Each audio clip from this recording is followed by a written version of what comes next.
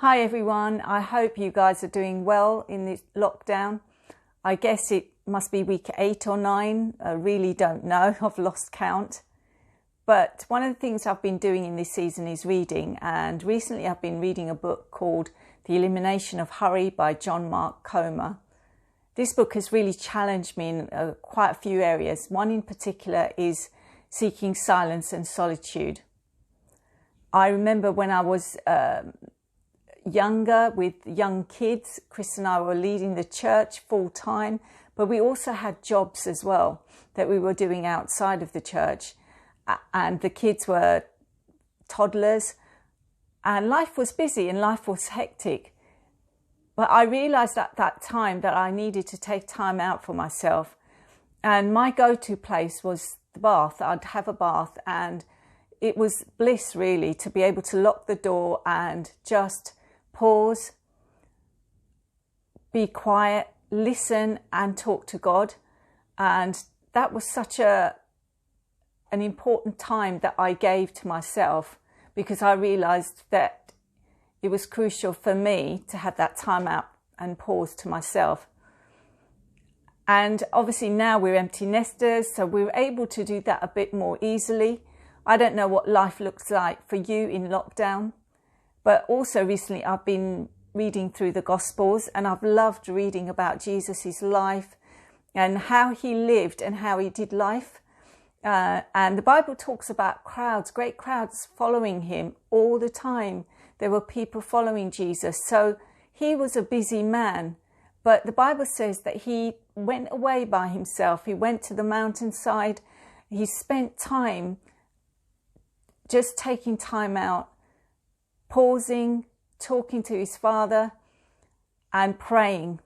One time it says, even while it was still dark, early in the morning, Jesus went out by himself to pray.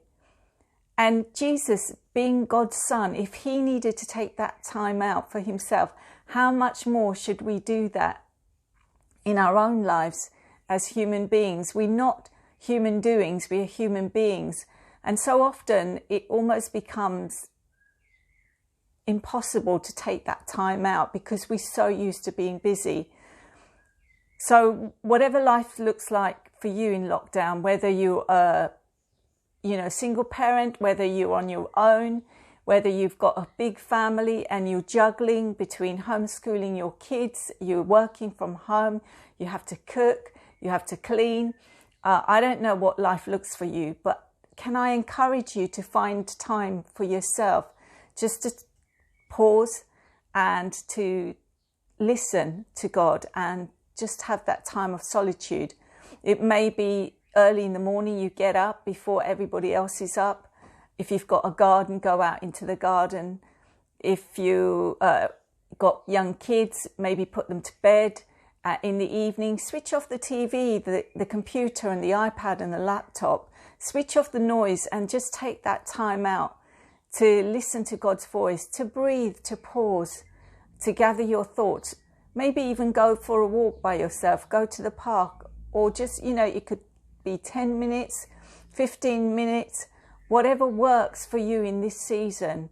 It's so crucial that we learn to do that, and it's not an easy thing. It's hard to practice silence and solitude. I don't know about you, but my mind starts wandering when I'm trying to just calm down and just think and just pause.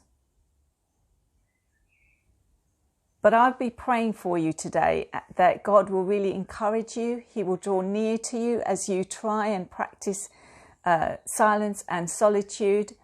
And just have a blessed day. I pray that you are encouraged and that you are strengthened in this lockdown season. And we as a church are praying for you. Amen.